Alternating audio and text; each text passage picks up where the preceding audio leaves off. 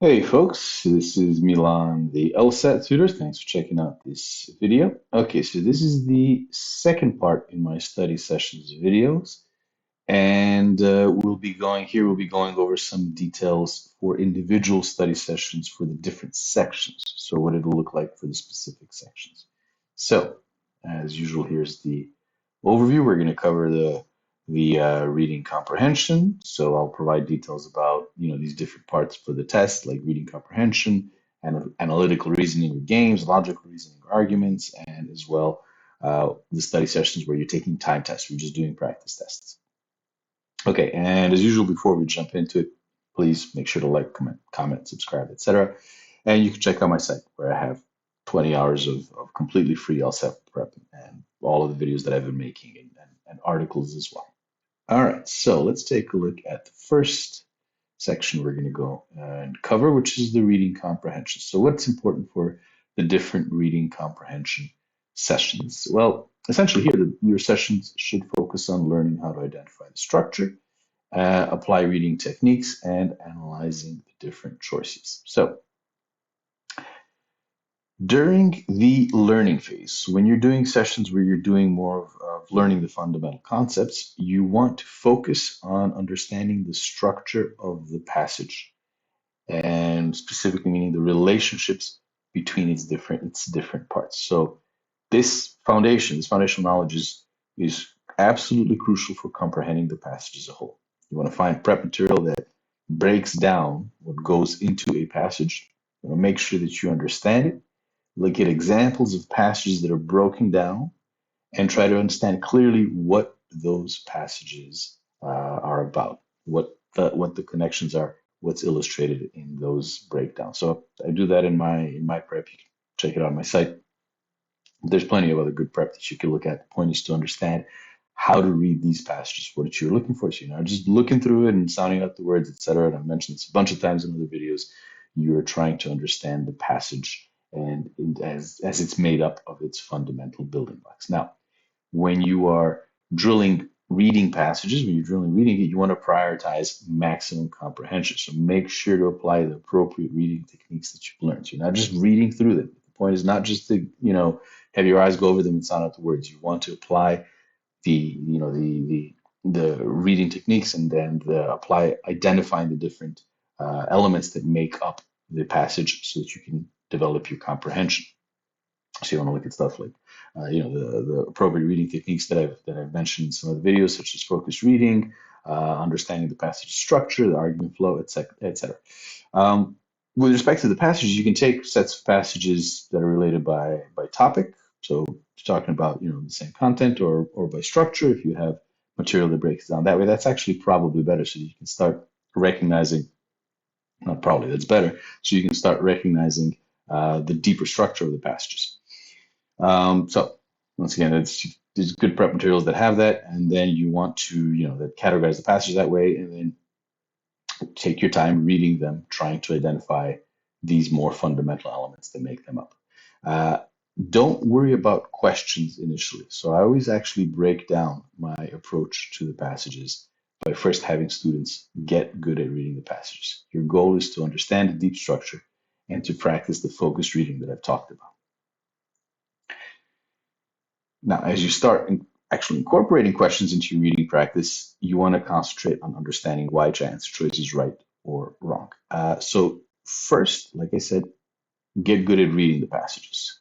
So I don't recommend reading a passage, doing the questions, reading a passage, doing the questions. Read a bunch of passages to get good at reading. The questions are actually not difficult. And in fact, the way that I do it with my students, and you can look at my site, is I actually leave the questions for then after I've taught them the arguments questions, because there's a lot of overlap with that and there's a lot of carryover, and they're actually fairly easier. If you're good at understanding the passage, the questions are not going to be difficult. But when you get to those sessions where you are doing the questions, you want to focus on understanding why each answer choice is right or wrong. So this is going to deepen your comprehension. It's going to improve your ability to analyze the passages effectively because you'll have a better idea of what makes something right or wrong. So you want to take those passages you've read before and that you've analyzed, and now you do the questions for them. Then you want to review the questions you got wrong, or even the ones you got right but were confused by and you marked. And you always, and this is the same thing that you'll find in the argument section as well. Ask yourself, why is the correct answer correct? Why the incorrect answer is incorrect? And also why you chose one and not the other.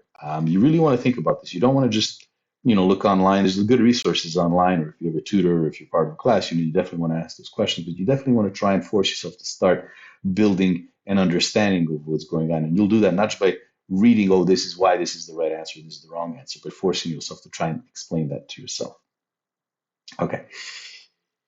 Now, when you're doing timed sections for this section, you want to practice the timed sections with an emphasis on maximizing the accuracy of the questions that you attempt. So you want to prioritize accuracy over speed, gradually building up your pace as your comprehension improves. So this approach ensures that you're developing both speed and precision in answering these questions. Your goal is to get 100% of the ones that you get to, and then build from there. Now, keep in mind it's easy to spend too much time on questions. So imagine that there's a metronome. I don't actually record playing a metronome, but imagine there's a metronome that's sticking around maybe 10% faster than you're comfortable with, so that you're going at a steady pace, so that you're not wasting time, spending too much time on a question, just making sure that it's right. But you do want to make sure that you're not just simply, going trying to get as many questions as you can. Prioritize accuracy and understanding first. As you develop that, the speed is going to come with it. Okay, so that's the situation with the reading comp. Moving to the analytical reasoning or the game section. So what's important for the different AR sections, the different game sessions that you're going to be doing? Well, essentially, I use an approach where I don't actually teach students to make deductions, but instead I have them make test diagrams. So it's a little bit different than the standard approach. So I'll show you what it would look like when you're doing my approach, and I'll give a little bit of comment at the end if you're doing the more conventional approach. But if you're approaching in my way, your sessions are mostly going to focus on drilling the mechanical steps for making test diagrams for the different questions, so that you can get that down second nature and be very efficient. Essentially, I teach a very efficient plug and chugging. Most of the games work that my students do is just doing specific questions, groups of specific questions, just to get that system down. So, in a little bit more detail, when you're learning this section, what you want to do first is categorize the games into different types. And then what you'll do is then you'll focus on the fundamental building blocks of each game type.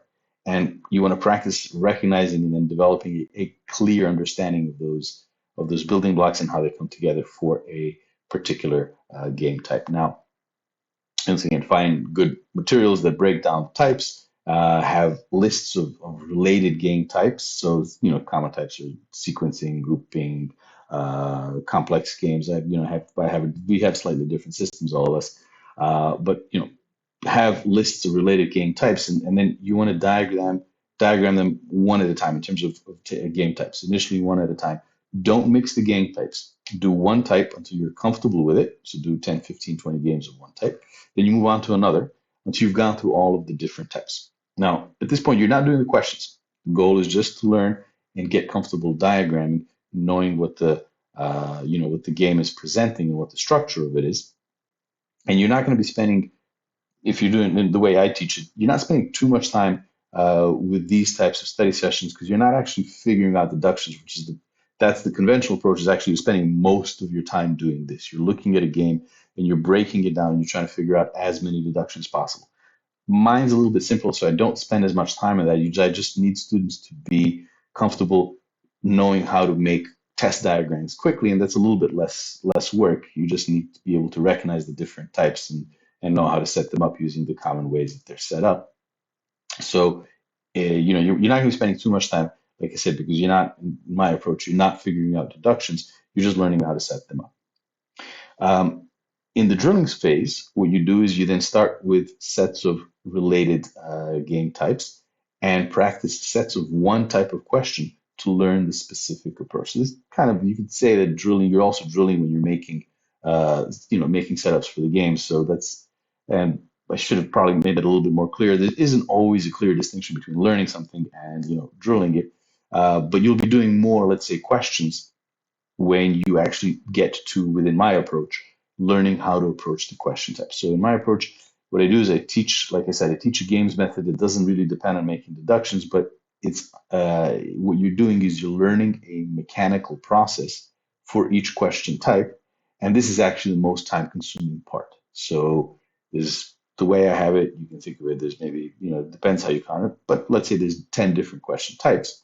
And what you're doing is you are learning the step-by-step process for each one. So a typical study session, I'll have a student do dozens of questions, a bunch of questions, 10, 15, 20, no, not 10, 15, 20, 25 questions of one question type from various different games that are related by type in order to make the mechanics for that question type. So, for example, can be true question type, in order to make the mechanics for that question type automatic. And at this point, you're not worrying about time. Your goal is just to get the approach for each question type down.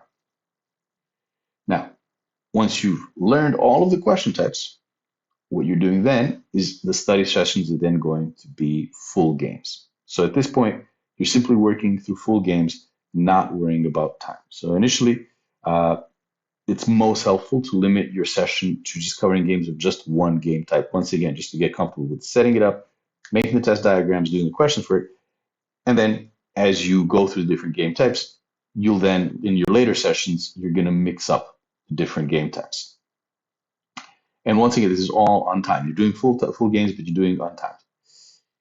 You're going to begin timed sections with an emphasis, once again, on accuracy for the questions that you attempt, and gradually build up your speed as your proficiency increases. So once you're ready to move on to timed drilling, you want to start with individually timed games. Essentially, just as a rough timing. What you want to do is you'll multiply the amount of questions in the game by a minute and a half, a minute and 30 seconds, and give yourself that much time to do the game.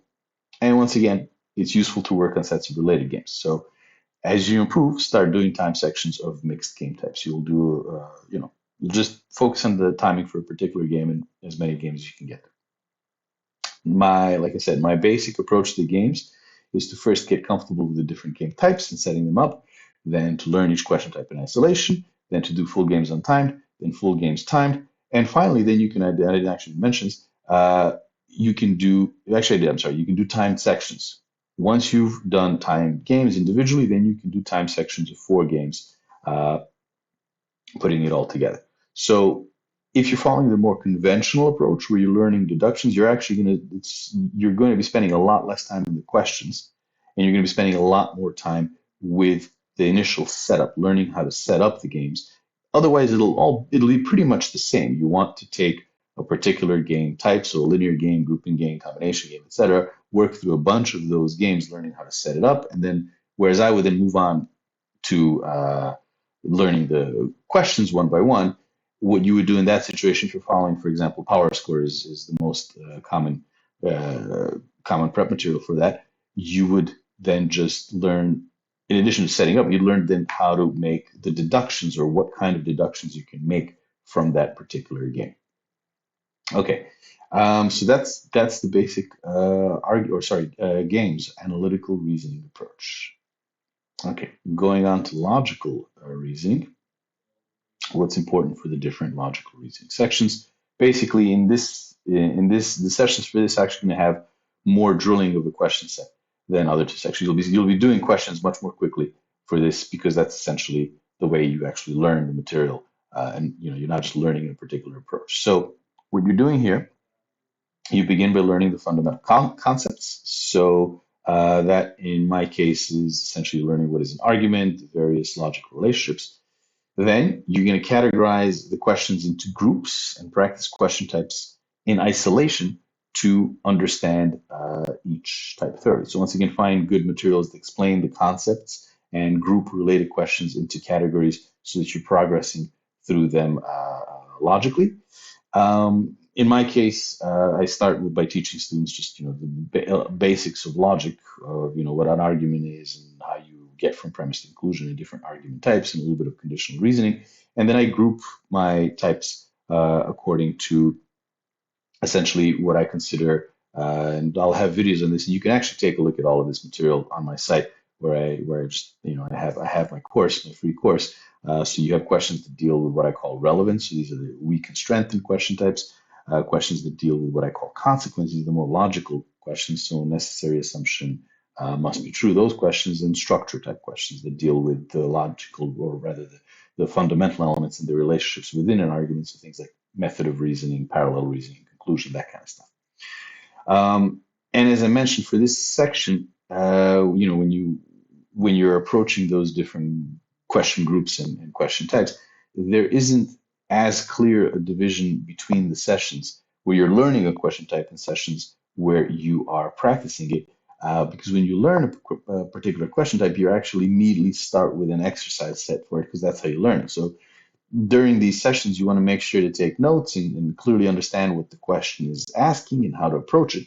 And then you're going to be applying that to the question set for that question type. So, for example, you want to learn the material that breaks down, what is a weakened question? What exactly is asking? What are the basic variations, simplified variations of it, et cetera. And then you're going to do about 20 or so weakened questions so that you can internalize your understanding of weakened.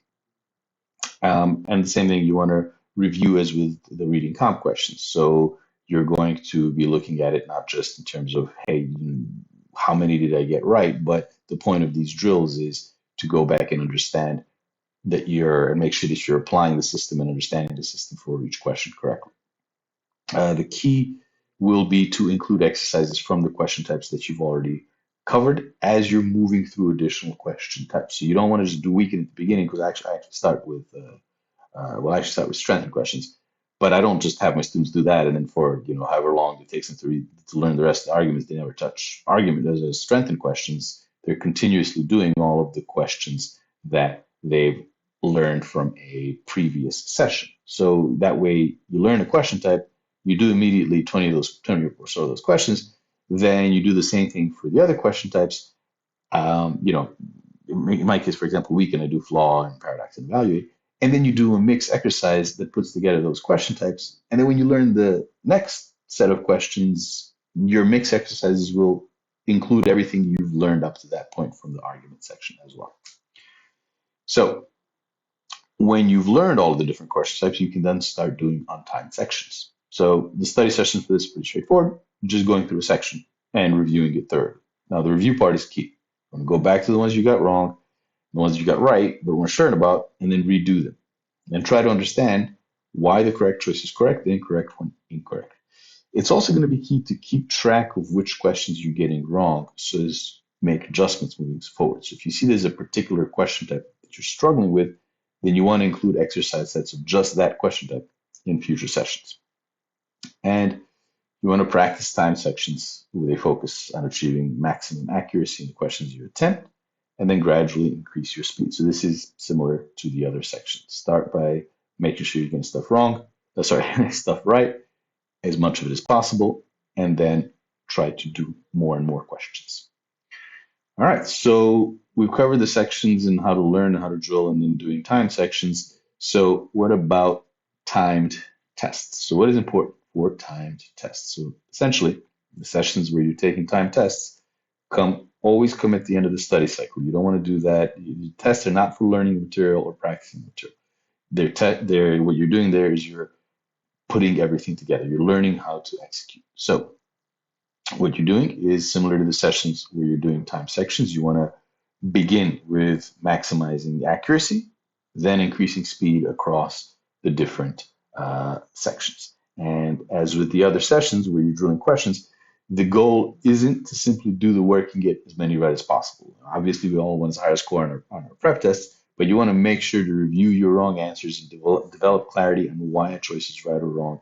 Make sure that you're not just taking tests, you also using it as an example to figure out, what is it about maybe particular questions you're still having issues with, or your approach that's giving you issues, or if there's particular questions you're consistently getting wrong, etc. And like I said, it's for the when you're doing the drilling in the other parts of your study sessions, it's helpful to redo the questions you got wrong or weren't sure about untimed, when you first did. So basically, with prep tests, pretty straightforward. Sorry, I should have said that up there. With prep tests, it's pretty straightforward. You're taking the tests, and what you're doing at this point, you should have a clear understanding of, what it is that just a clear understanding of the concepts, question types, to just have a clear understanding of the test and be able to do things fairly accurately, untimed. When you're at that point, the point of taking tests is to then work on transferring those skills in an untimed environment to a test environment where there's timing and there's that kind of pressure. And that's what you want to work on when you're taking the practice test. Focus on, not just maintaining your and enhancing your understanding, but also being clear on what is it about your process and your approach that you can optimize, that you can make better to be able to do this stuff under those test conditions. All right, so just to quickly recap, for the reading comprehension section, your sessions should focus on learning how to identify the structure, apply reading techniques, and analyzing the choices, and then applying that to the questions. For the analytical reasoning, sessions are going to focus on learning how to identify the different game types and how to diagram for test diagrams, and then on practicing the process for each question type. For the logical reasoning, sessions will generally involve working on practice problems more than the other sections, and also will initially focus on understanding the different question types and the elements. And for time tests, sessions where you take time tests are going to come at the end of the study cycle, and that's where you're putting everything together. Okay, so thanks for checking out this video. Please make sure to check out my site for more videos and articles and my free, prep course of 20 hours that will potentially give maybe some more context for what I'm talking about here. You can look at the way that I present the material and the way I structure the sessions and I structure the schedule. So you can take a look at all of that stuff. Feel free to take a look at it. And yeah, so until next time.